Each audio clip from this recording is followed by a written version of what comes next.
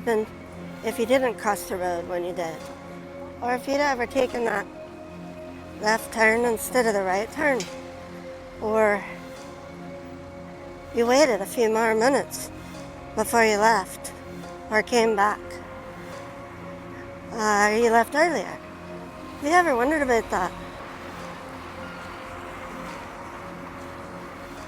Or what about that uneasy feeling that you have in your heart when something's not quite right and you wonder what it means? These are all things that you need to consider when you're traveling or just living your everyday life, because one moment's decision can make a big difference. So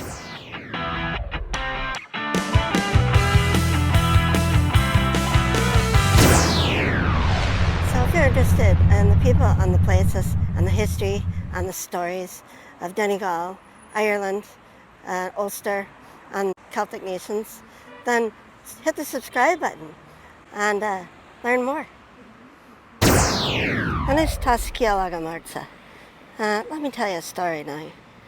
We're here in front of the bus iron station, but it used to be the Donegal Railway station. And then over there is the storage shed that they used to have for the carriages. And over here used to be the Londonderry and Lough Swilly Railway. But they tore it down to build them all here. So they kept the DRC one here, but they tore down that one. And the story I want to tell you is about 4 different people that made a decision that changed their lives forever. It actually cost them their lives. And the first person I'd like to tell you about is Una Imalagan Nihalher. She was born in Castle, outside of Gartaharka, near Falkara. And she married a man named Dan Mulligan, and they moved to Falkara. And she was visiting her daughter over in Inch Island. And she was about 49 years old, and she took the train, the Derry to Letterkenny train, and was going to take the Burtonport Extension out to Falkara to go home at the Falkara station. But that night it was really windy and the storm was brewing, and she had this feeling in her heart that said, you know, maybe I should stay here in Letterkenny.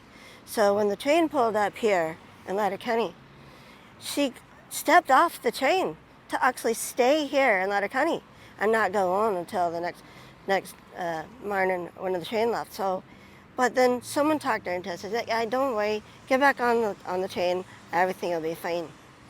In the meantime, up the hill this way is the Letterkenny Hospital. And a couple from Erinmore Island, past Burtonport, which is 50 miles or so from here, was the end of the line there for the Burtonport Extension. And then they take the ferry over to Erinmore Island. So they were here coming back from Ballyaclea, from Dublin, and they were collecting their adult son, he was about 21 years old, from the hospital because he had injured his hand, probably in a construction accident or something. I don't know the details for it, but anyway, this is Philip Boyle and his wife, Sarah Boyle, and their son, who some people said was Philip Jr., but actually I think his name was Neil. And I'm not totally sure on that, but anyway, so they were collecting him from the hospital. And anyway, Sarah, whose Irish name was Saoirse, she had that feeling in her heart. So it was like, she'd come down here to Letterkenny Station, and they said, maybe we shouldn't take the train tonight, because they were going to catch the earlier train, but the discharge process at the Letterkenny Hospital, slowed them down, so they had to catch the later train pulled in here about 7 o'clock. So anyway, so the train guard and another person talked her into going, so they decided to go because they didn't want to wait here. They were anxious to get back home to Erinmore, and so they said, let's just go on. They want to get it over, so they got on the train. So those two things happened here.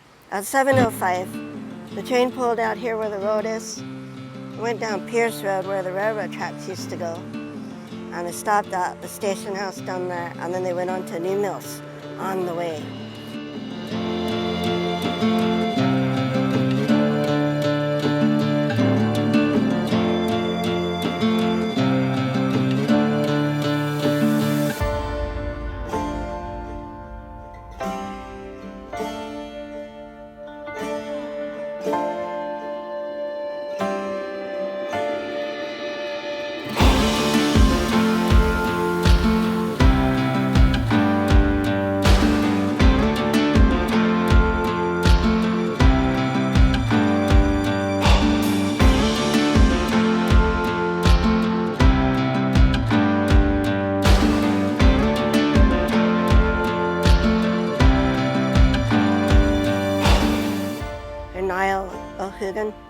Duggan. So anyway, he was on the train coming back from Letterkenny, and anyway, so he normally would get off at the Kilmacrennan station and walk home. But this time, when the train pulled into Kilmacrennan, he stepped off the platform and then hesitated and then turned around and got back on the train. So why are you doing that? You normally get off here. And he was like, well, you know, it's a really stormy, windy night. And I'm thinking that I'd rather have the wind to me back coming back from Creeslough Station than to be facing it going from Kilmacrennan Station home. So he got back on the train. And there's your 4 people.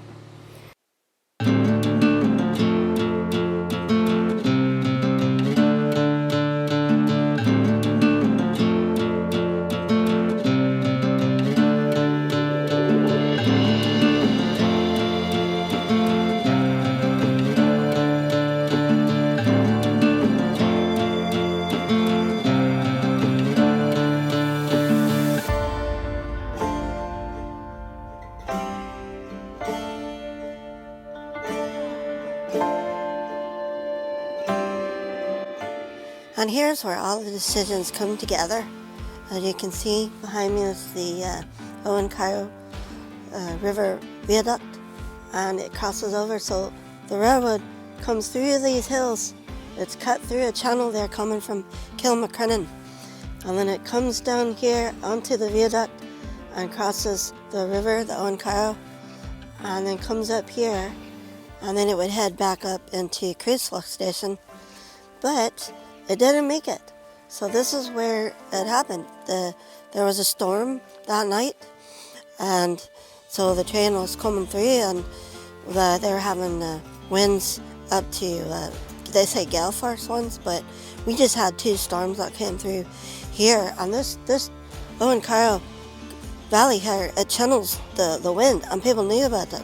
So, but we just had 2 storms come through, and they were having regular winds coming through at sustained ones at 65 or something, 65 kilometers per hour, 75, and it was gusting up to 125 or so, 125 kilometers per hour, you know, and that still wasn't even as strong as what they were getting here. And McFadden now says that's hurricane force winds on those gusts, and that's enough to push over a narrow gauge train there on those carriages. So right there where those rocks are on the side of the bridge part is where the train derailed, and that's where 9 people were injured and 4 people died. Well, 3 people died straight there, and 1 person was thrown clear and unharmed. So that's where it happened right there. And so here's a memorial that they put up recently, and you can see over here Tasha Tragoid Tranach Owencarrow.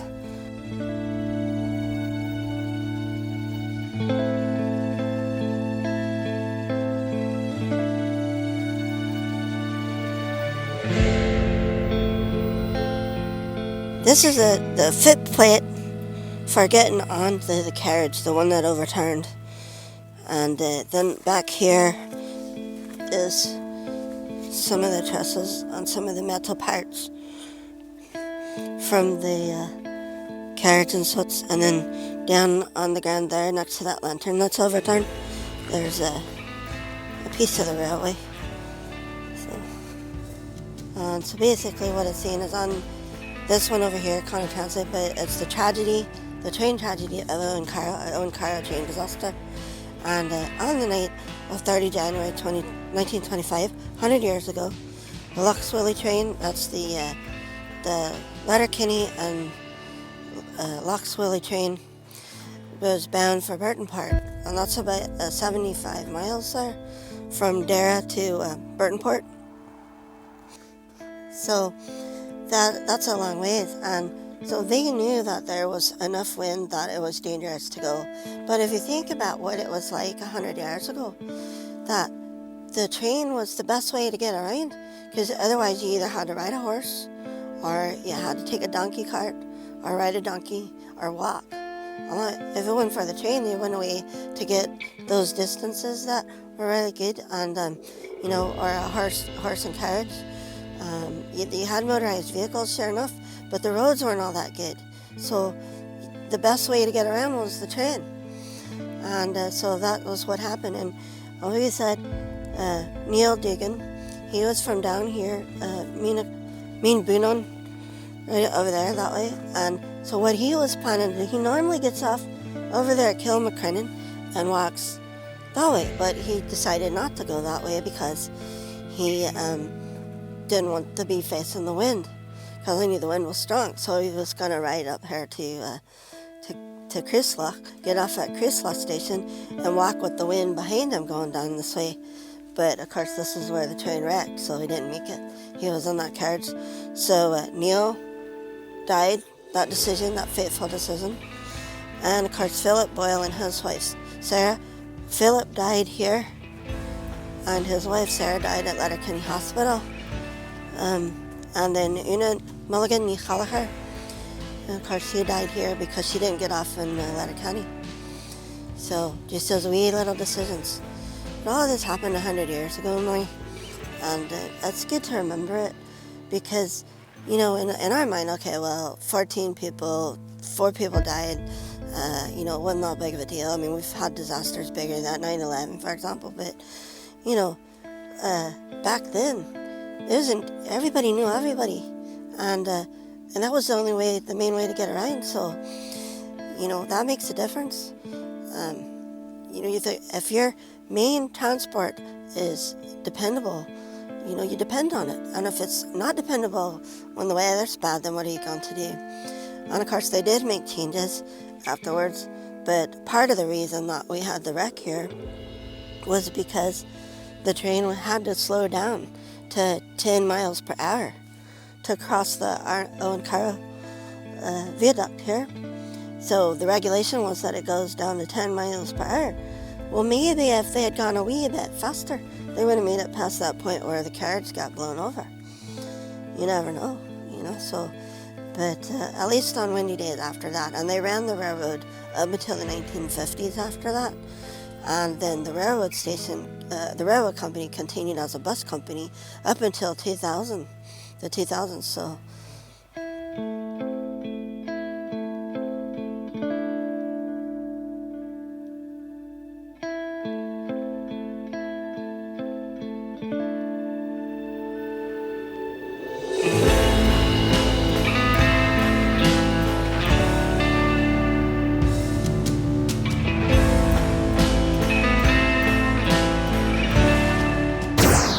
So we're here now at the gravesite of Una Mulligan ní Chalachar and her family.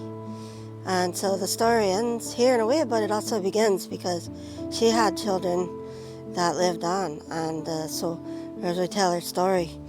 But you can see here that Una Chalachar here, that's her mother, and then James Chalachar here is her father. And they are both Galgary here in Gartaharkia. They were born, Una Gallagher, Mulligan ní Chalachar, was born in Castle, which is just over there, that way. From here, this is in the graveyard here in Gartaharkia. So the 31st of January, 1925. So that's 100 years ago this month. Some of the grave markers, they didn't mark it until they're buried the next day, so they have the date off a bit.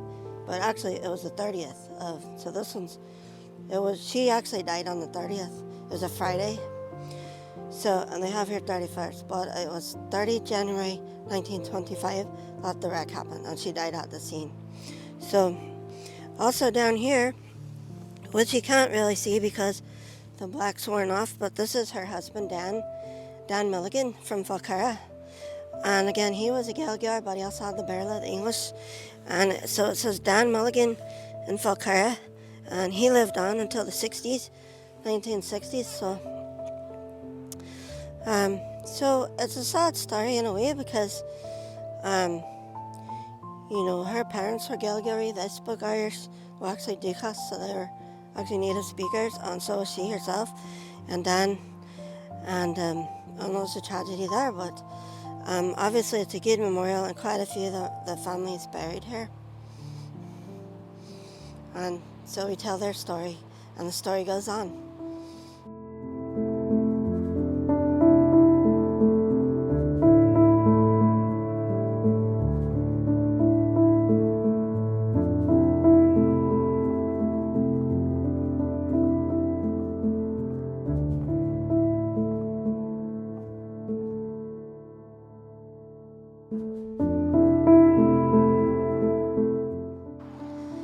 So here we are at Neil Duggan's resting place, and you can see here that his wife, Mara Duggan, died 6 years before he did, and then Neil Duggan died 30 January 1925. The date's correct here. And Neil, he went by Neely. Some people called him that. And of course he was a Gaelic speaker too, so he had the Irish. And but on the census and things like that, they would write everything in English. So these ones are in English. Anyway, this is where he ended up. And again, it's just because he made that one decision to go with the wind to his back and try to get off at Creeslough Station instead of Kilmacrennan like he normally does. He normally would get off at Kilmacrennan Station and then walk to his house, but since the wind was coming that direction, he tried to go on, and that's when the train tragedy happened at the Owencarrow Viaduct. So there we are.